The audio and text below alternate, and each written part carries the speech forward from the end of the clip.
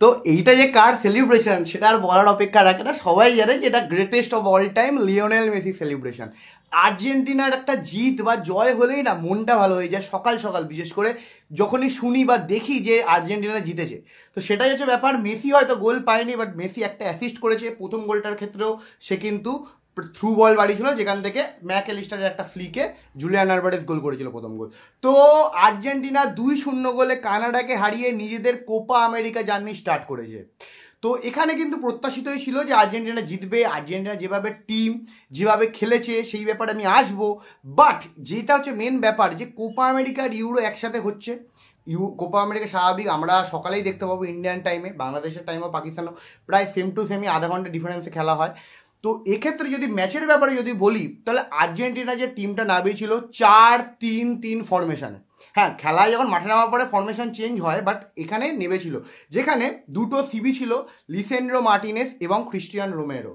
আমরা কিন্তু এখানে দেখেছি যথেষ্ট ভালো ডিফেন্ডিং হয়েছে। আর ব্লকার হিসেবে কাজ করেছিল আমাদের হচ্ছে পারাডেস, আর মিডফিল্ডে ছিল হচ্ছে আমাদের ম্যাকঅ্যালিস্টার এবং হচ্ছে রড্রিগো ডি পল, যেটা প্রত্যাশিতই ছিল। পরবর্তীকালে লো সেলসও নেমেছিল, বাট এইটা প্রত্যাশিত ছিল এই টিমটাই খেলবে। তো এক্ষেত্রে কিন্তু যেখানে বলতে হবে ওপর দিকে আপফ্রন্টে ডি মারিয়া, লিওনেল মেসি আর জুলিয়ান আলভারেজ।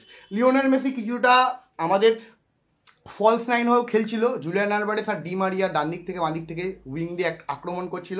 আমরা জুলিয়ান আলভারেসকে অনেকটাই অ্যাটাকিং এতে দেখেছিলাম।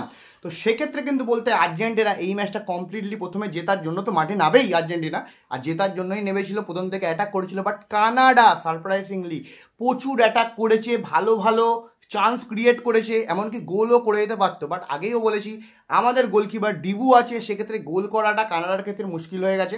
ডিবু অসাধারণ অসাধারণ কিছু সেভ দিয়েছে, এটা না দেখলে বিশ্বাস করবেন না। বাট এক্ষেত্রে বলতে হয় ম্যাচে কিন্তু প্রথমেই গোল পেয়ে গেছিল আর্জেন্টিনা জুলিয়ান আলভারেজের গোলে।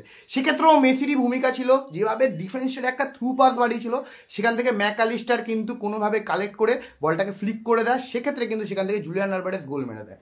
আর সেকেন্ড গোল একদম শেষের দিকে আছে 88 মিনিটের মাথায়, যেখানে আমাদের মার্টিনেস পরবর্তীকালে নামে, সে এসে কিন্তু গোল করে দেয়। সেই মেসির থ্রু বল একটা দুর্দান্ত অ্যাসিস্ট থেকে কিন্তু গোল করে দেয়। তো সেক্ষেত্রে আর্জেন্টিনা কিন্তু ভালোভাবেই ম্যাচটা কিন্তু কমফোর্টেবলি জেতে। বাট চিন্তার যে বিষয়, মেসি কিন্তু এই ম্যাচে হ্যাটট্রিক করে দিতে পারতো, এত গোল মিস করেছে। মানে এখানে হয় মানে বড় প্লেয়াররা মিস করে, এটা স্বাভাবিক ব্যাপার, সেটা আমরা প্রমাণিত হলো।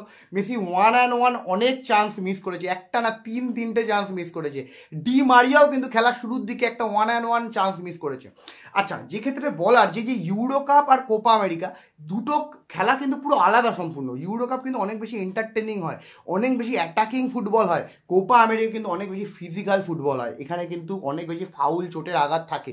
বা সে তুলনায় দেখতে গেলে এইবারে কোপা আমেরিকার প্রথম ম্যাচ কিন্তু প্রচুর এন্টারটেনিং হয়েছে। কানাডা কিন্তু দারুণ ফুটবল খেলেছে, এমন নয় যে 2-0 গোলে হারা, হয়তো বেশি গোলেও জিততে পারতো আর্জেন্টিনা, কানাডাও কিন্তু গোল দিতে পারতো, বাট কানাডা কিন্তু ভালো ফুটবল খেলেছে। তো এই ছিল আর্জেন্টিনা ভার্সেস কানাডার ম্যাচ। এবারে আমি আসছি নেক্সট ম্যাচ, এটা ইউরোর ম্যাচ, কালকে হয়েছে ইতালি ভার্সেস স্পেন। তো ইউরো কাপে কালকে রাতে ম্যাচ ছিল স্পেন ভার্সেস ইতালি। তো প্রত্যাশিতভাবেই যেটা আমরা ভেবেছিলাম যে স্পেনের পাল্লা ভারী থাকবে, সেটাই হয়েছে। গোটা ম্যাচে স্পেন ইতালিকে দাঁড়াতে দেয়নি। খেলাটা হয়েছিল যে স্পেন ভার্সেস ডোনারুমা কালকে 8টা মতন সেভ করেছে। যদি ডোনারুমা ছাড়া অন্য কোনো গোলকিপার কালকে থাকতো, তো মিনিমাম কালকে ইতালির লজ্জাজনক হার হতো।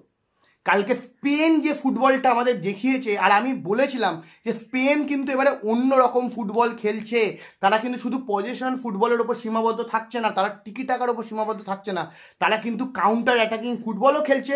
আর তাদের ট্রানজিশন যেভাবে হচ্ছে, যখন যারা অ্যাটাক করছে না, তারপরে যখন তারা নামছে, যখন ইতালিকে কাউন্টার অ্যাটাকও করতে দিচ্ছে না, মাঝমাঠ থেকে বল কেড়ে নিচ্ছে। আর এর পুরো কৃতিত্ব আমি একটা প্লেয়ারকেই দেবো, সেটা হচ্ছে রড্রি। যেভাবে ওভারলোড নিয়ে খেলছে, যেভাবে ঠান্ডা মাথায় পুরো মাঝমাঠটা কন্ট্রোল করছে, এবং ফ্যাবিয়ান লুইস, এই দুটো প্লেয়ার পুরো গুছিয়ে দিচ্ছে সামনের দিকে। মানে আগে মানে প্লেয়াররা যে উইলিয়ামস হোক, লেমাইন হোক অথবা পেড্রি হোক, এরা কিন্তু খেলার সুযোগ পাচ্ছে শুধুমাত্র এই দুটো প্লেয়ারের জন্য, রড্রি আর ফ্যাবিয়ান লুইস। স্পেন কালকে কমপ্লিটলি যখন নেমেছিল, তখন খেলার একদম প্রথম থেকে শুরু করে কালকে কিন্তু দারুণ ফুটবল খেলেছে, ইতালিকে দাঁড়াতে দেয়নি। আর ইতালির দেখে বলতেই হয় যে ইতালির যে প্লেয়ারগুলো আছে না, 2020-তে ইতালির প্লেয়ারগুলো ছিল, কারণ ইতালির ডিফেন্স ভালো ছিল, বনুচ্চি ছিল, চিয়েলিনি ছিল। এখন কিন্তু তারা নেই। একটা প্লেয়ার আছে ক্যালাফিওরি, সে প্লেয়ারটা প্রথম ম্যাচে ভালো খেলেছে, বাট এই ম্যাচে কিন্তু 55 মিনিটের মাথায় তিনি ওন গোল করে ইতালিকে পিছিয়ে দিয়েছেন। সেক্ষেত্রে কিছু করার ছিল না, যেভাবে মুহুর্মুহুর আক্রমণ হয়েছিল স্পেনের তরফ থেকে, কিচ্ছু করার ছিল না ইতালির কোচেরও, কারণ ইতালির সেই প্লেয়ার নেই। ইতালির যে সাবস্টিটিউট বেঞ্চেও যে প্লেয়ারগুলো আসছে তারা কিছু ইফেক্ট করতে পারছে না। মানে আমি বলছি এইবারে কিন্তু স্পেন যে ফুটবলটা খেলছে, আমি অবাক হব না স্পেন যদি ফাইনাল খেলে। সেক্ষেত্রে কিন্তু স্পেন ডিজার্ভও করে। আপাতত এখন অনেক পথ চলা বাকি, স্পেন আপাতত কোয়ালিফাই করে গেছে, আর একটা ম্যাচ বাকি যেটা তারা আরামসে জিতে যেতে পারবে আলবেনিয়ার ক্ষেত্রে। আলবেনিয়া কিন্তু শক্ত টিম, আমি কোনোভাবেই খাটো করছি না, বাট আলবেনিয়াকে স্পেন এই যে ফুটবল ব্র্যান্ড অফ ফুটবলটা খেলছে না, স্পেনের কাছে জেতাটা কোনো বড় ব্যাপার না, আরামসে তারা জিতে যেতে পারে। সেক্ষেত্রে ইতালিকে ভাবতে হবে, ইতালিকে কিন্তু নেক্সট ম্যাচটা কিন্তু ক্রোয়েশিয়ার সাথে খেলতে হবে। ক্রোয়েশিয়া কিন্তু মরণ মাচন ম্যাচের জন্য কিন্তু নামবে, ক্রোয়েশিয়াকে কিন্তু হালকাভাবে নিলে হবে না, ইতালিকে কিন্তু ভাবতে হবে। ইতালি কিন্তু আগের ইউরো চ্যাম্পিয়ন, সেক্ষেত্রে কিন্তু ইতালি চাইবে এই কাপটা ডিফেন্ড করতে, বাট এইরকম খেলা খেললে কিন্তু ইতালির পক্ষেও টাফ হয়ে যাবে। তো স্পেন কালকে ইতালিকে মোটামুটি 1-0 গোলে কালকে হারিয়ে দিয়ে জানিয়ে দিয়েছে যে স্পেন এইবারে ইউরোটা জিততে এসেছে।